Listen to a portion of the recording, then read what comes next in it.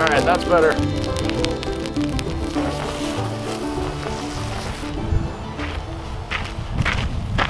All demos in this had a hose line nearby.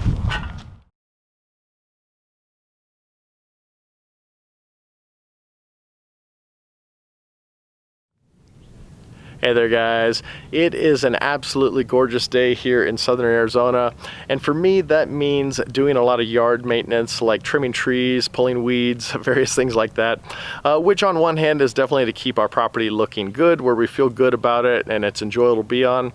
But on the other hand, and for a much more practical sense, it is to make our property more resistant to wildfire dangers. Obviously, we live in the southwestern US where it's very dry and wildfires are a common occurrence every year. But there are a few things that people can do to make their homes more resistant to wildfires. It's not a guarantee, but it will definitely help. And that's what I will do today. Show you kind of the steps we take to keep our house more fire resistive. So the number one thing that we do every year to keep our house as resistant to wildfires as possible is to maintain an adequate amount of defensible space in between the natural vegetation that'll burn during a wildfire and the structure of our home that we're obviously trying to protect. You'll notice we have anywhere from 30 to 50 feet of bare earth in between our house and other structures and the vegetation of the desert. And the reason this is important is because a wildfire, when it's burning and all those fuels are on fire, they don't have to necessarily be in contact with a structure to catch it on fire. The radiant and convective heat can be so intense that it could be 10 or 20 feet apart, and just that heat can catch eaves on fire or siding or anything else. So obviously that's why we like to maintain this large open area. It just makes for a much more defensible home. And I do realize that having bare earth like I do is not going to be everyone's cup of tea. It's certainly not going to look great for everyone or even be possible in a lot of scenarios. But simply keeping grasses clipped very low and well watered, as well as shrubs, and also making sure not to have great big shrubs growing along a side of a wall unless you are prepared to really make sure they are well watered. A lot of these wildfires that have happened have had people who've had dry brush and shrubs that are not really well maintained growing right up against the house, and honestly it's just a recipe for disaster.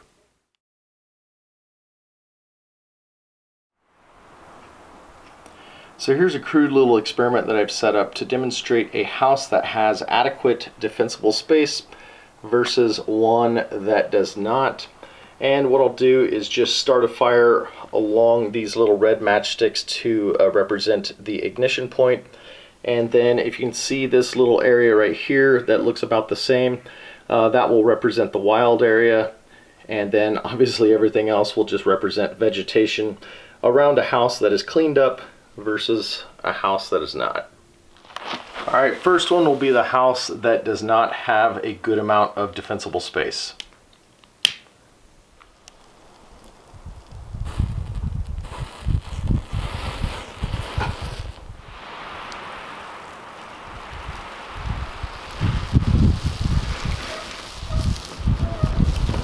Experiment kind of failed. The wind came in and was blowing this direction, so I'm just going to go ahead and light these off as if they did catch.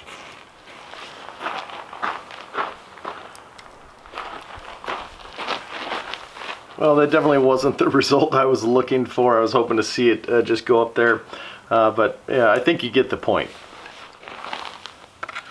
And now for the other scenario. Hopefully the wind won't kick up on this one. Looks like it already is.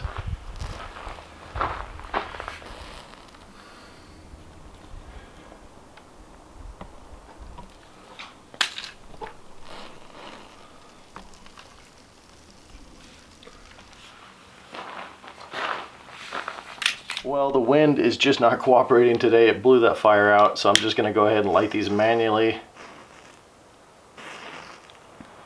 And then I'll just go ahead and light everything around it.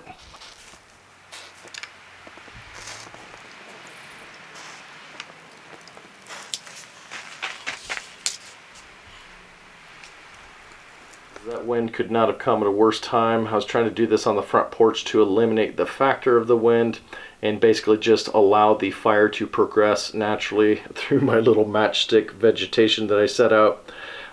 So that is why you saw me lighting the vegetation near the house that did not have the defensible space. But basically I think you get what I'm trying to point out is basically if you have a lot of vegetation around your house, it's probably going to burn down. And the next step we take is the maintenance and or removal of fuel sources that are near the house or any other structures. This behind me is a good example. This is my little shipping container playhouse I made for my daughter.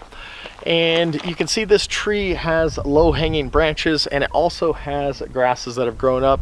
I would have already probably maintained this one, but I wanted to do it on camera just to show you what we do. But basically what I'll do is trim all of those grasses and then I will clip the limbs of the tree so that there is more of a space. Because trees that are trimmed and maintained a little bit, I'll show you some clips of the trees near my house. They can have a fire go along the grasses underneath them. And if they can't get up into the canopy, a lot of trees actually are pretty resistive to fire, so long as they aren't too packed in together like we see in a lot of western pine forests. And I'll probably talk a little bit about that later, but now I'll show you some clips of just how I'm gonna trim this tree and the grasses, and I'll show you some of the other trees in the area too.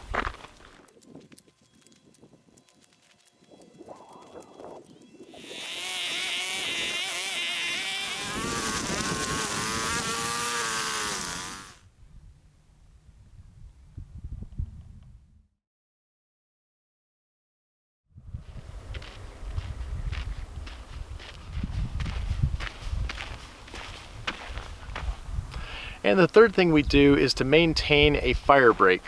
This is our walking trail that goes all around our property, and it serves two purposes. One is just for the enjoyment of us being able to walk around it every morning and evening, which is done nearly every single day. And the second benefit is obviously as a fire break. Now, if you live in town or you don't have like property, you don't really have to worry about building one of these because you have one built in, and it's basically in the form of your driveways and your roads. And that's really all a fire break is just a amount of land, whether it's pavement or concrete or bare earth, that is non-combustible and just provides either firefighters or a homeowner a way to meet up to where a fire is coming and basically hold the fire line. Everyone's heard about that. And my neighbor Al actually has another similar trail around his property, and he had a fire several years ago that I was able to go over with a couple other neighbors, and it was stopped right at his little trail that goes around the property. And I do have a video where I show this trail in a little more in depth that I will put a link to above. But in that video, the trail is about 3 or 4 feet wide, and now it's a full 6 feet wide because I borrowed my neighbor Al's tractor and I just widened it. But that was after about 11 years of doing it all by hand. This trail in itself is about 3/8 of a mile, so it is quite a chore to maintain, especially by hand. But anyway, maintaining fire breaks, or at least being aware of the fire breaks you do have in the form of roads or driveways or whatever else. And the next item on our list of things to maintain is to keep our gutters clean. This is definitely more of an issue for people in other areas of the country that might have large trees overhanging their roofs and ultimately filling their gutters with leaves. But it's important for us as well because we do from time to time get birds' nests up in the gutters, and basically any debris up there that might become dry during a wildfire. When embers are coming through the sky, and if they land in your gutters and start that debris on fire, you have a real risk of having that small fire develop into catching your roof or your attic on fire. You can see my roof is metal, so that's obviously very resistive to fire, but it still does have foam closure strips to close off the little gaps underneath the corrugations in the metal, and there still is roofing paper, and both of those things are flammable, and any sort of little fire could catch that on fire, and if that works its way underneath the roof, well, then you have an attic fire, and in most cases you're going to lose your house. So it's always important to keep the gutters free of any debris. Obviously more important for those of you who have leaves and various things like that that build up very regularly. And if you're wondering about the travel trailer on the back porch, yes, that's where I've been storing it to keep it out of any new hailstorms and anything like that. But I do plan to make some sort of awning or carport thing off the side of the shop that will eventually house that. Alright, so I've gone over some of the things that we do to keep our house more resistant to wildfires, but I'm sure some of you are wondering, what if there is a wildfire? What do we do? Do we stay or do we leave? And what is our decision-making process for deciding what to do? So that's what we'll talk about in the next two little segments. Now, in the event that there is a wildfire in our area and it does appear to be a threat to the immediate location of our home, my go-to default will almost always be to consider leaving, and that is what I would recommend for almost anybody who lives in an area that might be prone to wildfires, because frankly there is very little that you're going to be able to do against a raging wildfire other than some of the preparations that I mentioned earlier on in the video. But it will depend on a variety of factors such as the weather, the recent dryness and heat, any droughts that you might be undergoing, the direction and speed of the winds. Is the fire coming from a location where your escape access might be blocked? And another factor that is hugely important, and I almost forgot to mention, is the composition and type of fuels and vegetation that surround your home. For instance, if you live in an area with very sparse vegetation, maybe just small shrubs here and there and not very many big trees, and there's a lot of space in between all of the trees and shrubs, the intensity of fires that are burning through that type of fuel is going to be relatively low when you compare it to, say, a western pine forest that has trees that are 50, 60, 70 feet tall and lots of underbrush that is very densely packed together. And if you do live in a environment like that, there's virtually nothing you're going to be able to do. You could have 200 feet spacing between your house and those trees. If they go off, just the radiant heat is going to set almost anything on fire. So if we have decided to leave, what is our plan? Well, it's pretty simple really. We have a couple of bags packed with some camping clothes that we would simply put in the car, and then for the rest of the irreplaceable belongings such as pictures, memorable things, and computers and hard drives, I simply have used laundry baskets in the past to load them up. They're readily available and they can hold quite a bit of stuff, and they've got built-in handles. We would put that in the car, we would get our pets, and then I would let the chickens out to open the coop up, and the chickens would have to fend for themselves so they don't become baked chicken. And then as for where we go, we usually have 2 to 3 places identified. For immediate escape, we would go to an air park that is just down the road from our house. We could probably be at the entrance in less than a minute.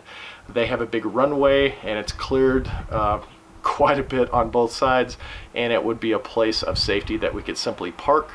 And then after that, it would be to go to my wife's parents' house or my parents' house, and they both live in opposite directions, so we have 2 different options, and obviously those would be kind of long-term escape options. And I think that's pretty much it. Well, I've talked about the option of leaving, and I will reiterate one more time that that is what I recommend. And in the great majority of all cases, you should just leave and remove yourself from the situation. That is always the safer route to go. But I also mentioned that there are some circumstances where I would stay and try to, protect my house as best I can. So what are the circumstances in which I would do that?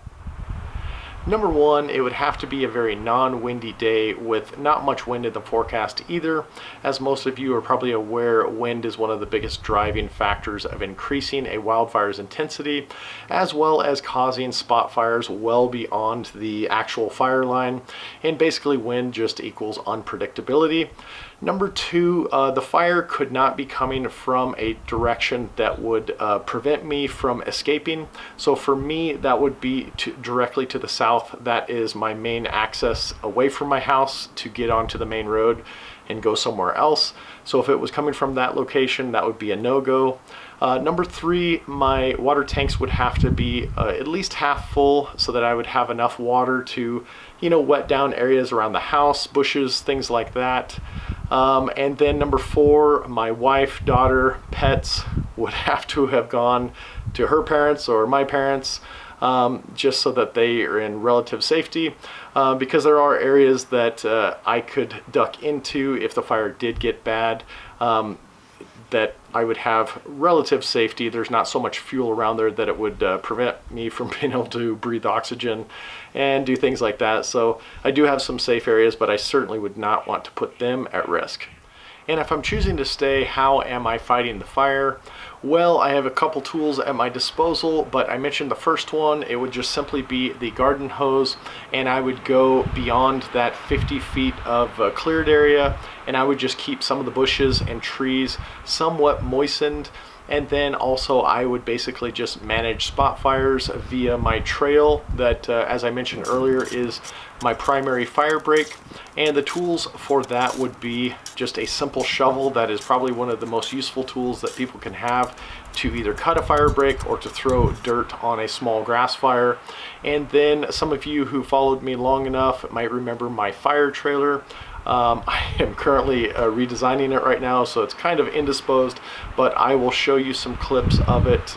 Basically holds about 30 gallons of water, and I can drive all along the trail towing it with my quad, and I could just manage spot fires here and there. As I mentioned, I would only do this if it was a non-windy day. It's really windy today, but where I could just manage little small spot fires and still retreat to the safety of the cleared area around my house.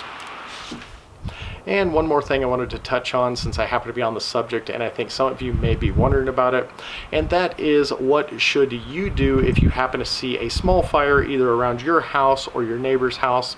Well, number one, you should call 911 or your local fire department just to make sure a professional is on the way. But after that, assuming your family is safe and you have determined that it's still a small fire, I think if you're physically able, you should go and offer help. It's amazing what just a few people can do with shovels and maybe a garden hose. And if there are more people who are willing to do that, a lot of these bigger fires may not get to that bigger fire stage. I have fought several fires along just our road that leads up to my house from people dragging chains on the road from a trailer. And it was just a little spot fire, and next thing you know, there was 20 or 30 people there, all with shovels. And in most cases, we were able to put out these small fires before the fire department even got there and prevent them from potentially damaging someone's home and becoming something bigger. So anyway, I think that's it for that one. Well guys, I think that is pretty much going to do it for this video. I hope you found it interesting, and if nothing more, maybe it gave you some ideas for some simple steps you can take to help make your house or property a little more resistant to wildfires. But by no means don't assume that if you've done each one of these little things that I've talked about in the video, that somehow it's going to make your house non-combustible, because that is certainly not the case. Sometimes nature and the intensity of a really big wildfire are just so great that there's not a whole lot you can do. You can just basically hope and pray for the best. especially in light of the recent wildfires in the western US and in Australia and other places that have seen really intense wildfires that have consumed whole communities. I certainly don't want my comments to be misconstrued to think that I'm saying those people didn't properly prepare their houses, because sometimes in communities such as that, where the homes are very closely spaced together, everybody could keep the area around their houses cleaned up and done everything perfectly. But if there's just a couple of houses that were not well maintained within the community, once those houses start on fire and all the fire fighting resources are elsewhere, there's not a whole lot you can do. The community is eventually going to succumb to the fire just based on the close proximity. I guess you could almost call the fire like the virus, and a very closely spaced subdivision as a group of people who aren't really socially distanced, just to give it a more, a better, I guess, more pertinent perspective. But anyway, I hope it gave you some ideas. As always, I appreciate you guys watching. Give me a thumbs up if you liked this, and I will see you guys on the next one.